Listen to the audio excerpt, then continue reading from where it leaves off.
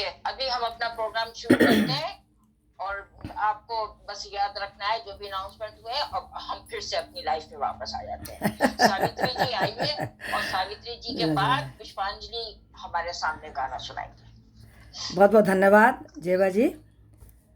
अभी अभी मीरा जी का भजन सुना। सच्ची बात है कि भक्ति के लय में हम लोग सब बह गए। उनसे परे हटते हुए वर्तमान परिस्थितियाँ, हमारे वैदिक शास्त्र, भारत की परंपराओं, जीवन मूल्यों, धार्मिक विधियों, पारिवारिक नियमों, उपनियमों से कितने नज़दीक से जुड़ी हुई हैं, यह बताने का मैं प्रयास अपने शब्दों में करना चाह रही हूँ। परिवार में यदि किसी की मृत्यु हो जाती है तो 13 दिन तक उस घर में प्रवेश नहीं करते। वो था आइसोलेशन पीरियड। कारण मृत्यु या किसी भी बीमारी से होती थी या वृद्धावस्था से, तो दोनों ही परिस्थितियों में शरीर रोगों का घर होता है। यह रोग और आगे न बढ़े, अतः 14 दिनों का क्वारंटाइन पीरियड बनाया गया था। शव को मुखाग्नि देने वाले को 13 दिन तक उसका भोजन, उसका शयन, अलग व्यवस्था होती थी। 13वीं पर शुद्धिकरण अर्थात सर के बाल हटवाकर ही परिवार में उठना बैठना शुरू होता था। उन बातों पर तब तक और आज भी हम यानी आधुनिक कहलाने वाले लोग हंसी उड़ाते हैं।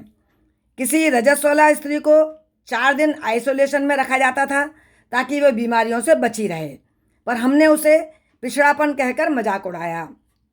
शव यात्रा से लौटकर घर में प्रवेश नहीं करते थे। बाहर कुओं या सरकारी नल पर हाथ पैर धोए जाते थे। बगीचे या धर्मशालाओं में स्नान कर कपड़े वहीं छोड़ दिए जाते थे, जिसे धोबी ले जाता था। तब भी हमने उसे लकीर के फ़कीर कहकर निंदा की, कुप्रथा कहकर अपनाने से कतराए।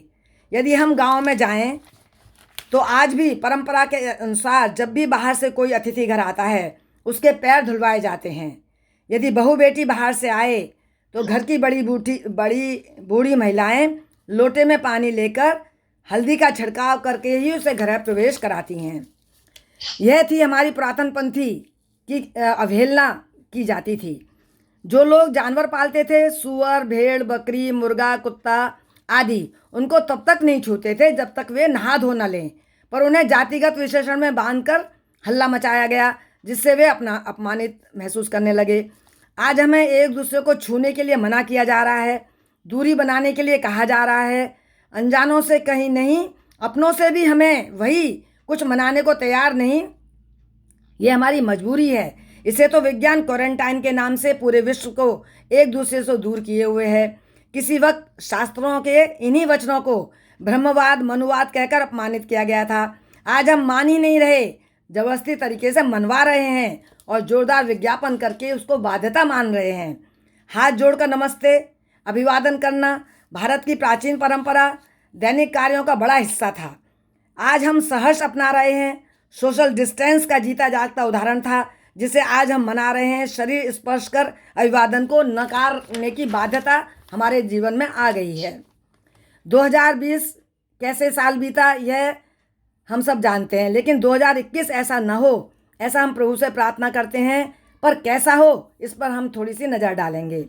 जनवरी बीतेगा वैक्सीन के सपनों में, फरवरी में टीके लगवाने की होगी आपाधापी, मार्च में आशा की फिर से किरण जागेगी, अप्रैल थोड़ी तबाही और थोड़ी उम्मीद जगाएगा, मई में थोड़ी राहत मिलेगी पर कोरोना नहीं से मुक्ति नहीं मिलेगी, जून आएगा उम्मीदों से भरा, छाएगा नया उत्साह, जुलाई में हम होंगे आज़ाद, रौनक होंगे फिर बाजार, अगस्त में होंगे भाई बहन साथ और होंगे हाथों में हाथ, सितंबर में होगा सब आसान, तब तक भाग जाएगा कोरोना शैतान, अक्टूबर में करेंगे शक्ति की पूजा और कोई नहीं होगा काम दूजा, नवंबर में होंगे हम सब साथ, जलाएंगे दीपक दीपावली की रात, दिसंबर में करेंगे प्रार्थना, बीतेगा नया साल फिर से अपना।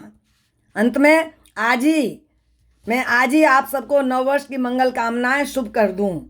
आज ही आपको नववर्ष मंगल में शुभ कह दूं, वरना कोई और बाजी मार ले जाएगा। क्योंकि कविराज कवि ने कहा है, काल करे सो आज कर और आज करे सो अब, और नेटवर्क बिजी हो जाएगा तो विश करेगी कब। सबको 2021 की मंगल शुभकामनाएं। धन्यवाद। आपको भी हमारी तरफ से बहुत खूबसूरत। स्टार ऑफ अच्छी सावित्री जी आपकी स्टार ऑफ द आईसीसी। ये तो सच्ची बात है। एक हमारी सावित्री जी मजा आ गया बहुत अच्छा सावित्री जी एक और शिरकत कर गया।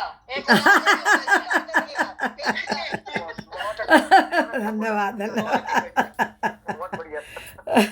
ऐसा एक बात है कि हमारे हम लोगों की जितनी भी धर्म की बातें हैं जी। उसके सबके पीछे साइंस है। बिल्कुल। हम लोगों क्योंकि उस वक्त का क्या था कि लोग इतने ज्यादा पढ़े हाँ, लिखे नहीं होते थे, जी, इसलिए जी। उसको धर्म का नाम दिया ये गया। अज्ञानता। धर्म के नाम पे हर एक मान लेगा, साइंस के नाम पे कोई नहीं मानता है। बिल्कुल लेकिन दुनिया के हर चीज में देवा जी साइंटिफिक हिंदू बोलते थे कि पीपल में चुड़ैल रहती है।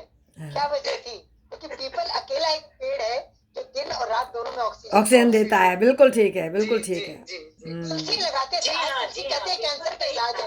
मंदिर तुलसी से भरे रहते हैं। बिल्कुल बिल्कुल। Thank you very much. मना करते थे। चलो एक दिन हम लोग चौबारे में ये टॉपिक ले लेंगे कि साइंस और मजहब में क्या है। बिल्कुल बिल्कुल।